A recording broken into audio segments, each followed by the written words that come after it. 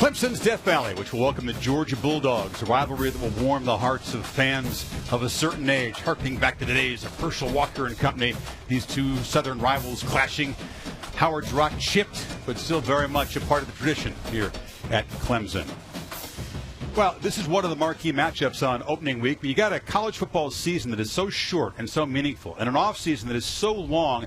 It makes opening weekend that much more special, especially when you're brave enough or money-driven enough to schedule a quality opponent on opening day. For fans, players, and coaches, like a visit from Santa 4 months early.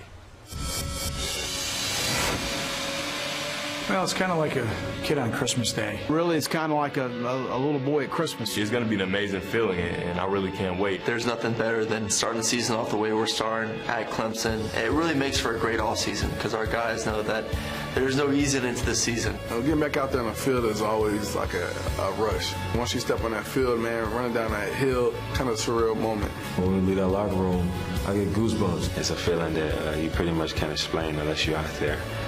And I just can't wait to get that going. Deep roster of games. Get the game here in Clemson. Could be a lot of points. Aaron Murray and Taj Boyd, the two active leaders in touchdown passes in college football. LSU's reloaded defense against the quarterback tandem of TCU. Bama, big favorites as they begin their title defense in Atlanta against Virginia Tech. And Boise State and Washington in a rematch of an airtight bowl game in Las Vegas. So David Pollack, Kirk, Herbstreit, just like those coaches and players, feels like Santa's coming. And an excellent lineup of games this opening Saturday. What are you looking forward to the most? I can't really wait to just watch this game. Obviously, everybody's been pointing to this game the entire week leading up to the games that are being played starting Thursday all the way through Monday night.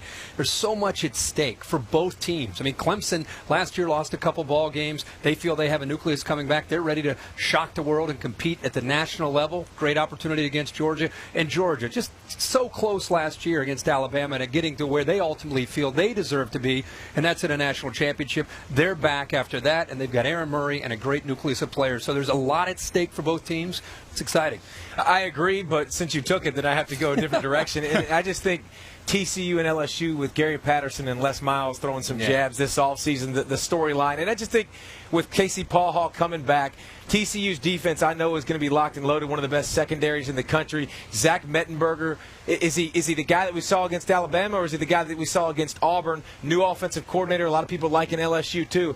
I think TCU could shock the world, too. A lot of teams want to prove things against the big bad SEC. You could put Oklahoma State against Mississippi State on that. We know how meaningless preseason rankings are, so give me a ranked team that might be on upset alert.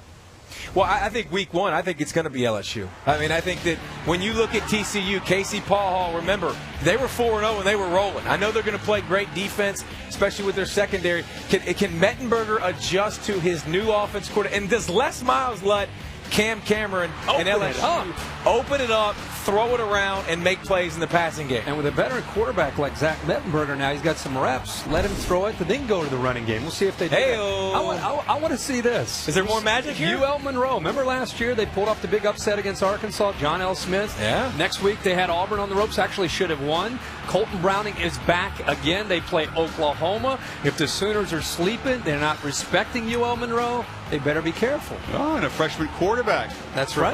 That's right. Keep an eye on that.